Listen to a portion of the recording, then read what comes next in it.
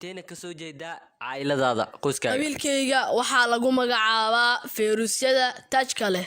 qoyskayga ama awoowayaasheeda waxay ku noolaa jireen waddanka Shiinaha. mudane corona maxaa ay tahay sirta faafitaankaaga? aniga oo keligay ah ayaa galo unuga ku dhawaad 24 saac gudahood ayaa isku badiyaa ilaa ka noqdo 1 milyan. maxaa lagugu bixiyey magaca ah COVID-19? waxaa laga soo gaabiyey magaca caabuqa coronavirus ee 2019. hagaag goormee ahayd markii ugu horeysay ee aad soo muuqatay waana halkee? marka ugu horeysay ee la arkay waxay ahayd 2019 waxaana laga helay magaalo ku taalo dalka Shiinaha oo la dhaho Wuhan.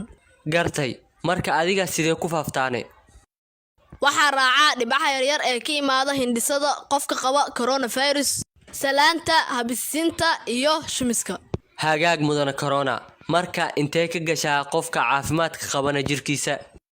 waxaa ka galaa dhowr meelood: afka, sanka iyo indhaha. gartay waa imise muddada aad isku dhex qarinaysid jirka qofka?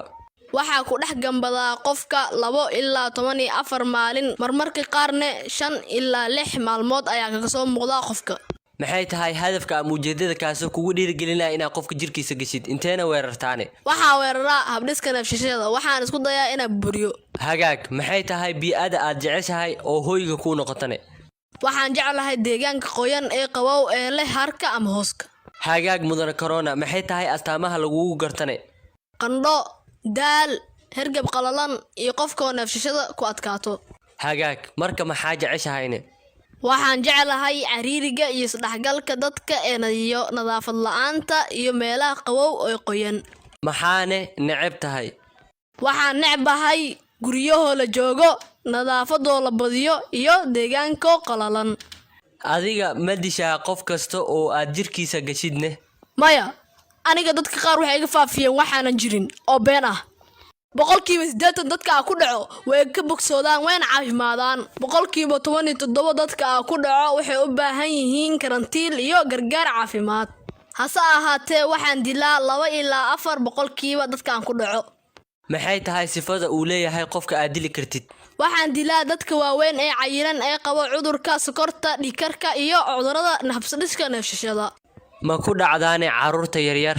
maya, waa u naxariistaa carruurta yaryar. haddii jeer waxaa badan inta aan ku dhicin cudurka. ma i baraysaa qaabka aan kaaga hortagi karo adi? haa, dhab ahaantii marka koowaad ku sugnaa gurigaaga. ka fogow meelaha dadka iskugu imaanayaan, gacmahaadana si joogtaa u dhaq. waa inaad yareysaa wax walba aad taabanaysid.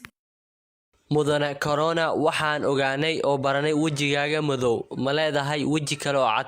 haa, waan leeyahay weji cad. waxaana qabtay shaqooyin muhiim ah. waxaana ka mid ah inaan nadiifiyey deegaanka oona fududeeyey inay isla hadlaan, qoyska isla sheekaystaan. waxaa qabtay shaqooyin ay qaboweysa hay-adda caafimaadka adduunka. waxaana ka mid ah inaan dadka baray nadaafadda, khaasatan dadka aan muslimka ahayn. mudane corona hadeertaan qalbigaaga ma kuu degayne? haa, qalbigayga waa ii degay. waxaa dadka baray cashir lama ilaawaan ah. waxaana burburiyey isla weynidii ee lahaayeen gaalada iyo dhibkay ku hayeen muslimiinta. ugu dambeyntii maxaa ku dhahaysaa taageerayaasha cabdixaliim cali? ku sugnaada guryihiina, muuqaalkana sheergareeya oo gaarsiiya dadka oo dhan. maxaa u sheergarey laadihiin waryaada? ha ka baqi mudane corona, muuqaalkan waxaa sheergaray doono qof kasta oo daawaday insha allah.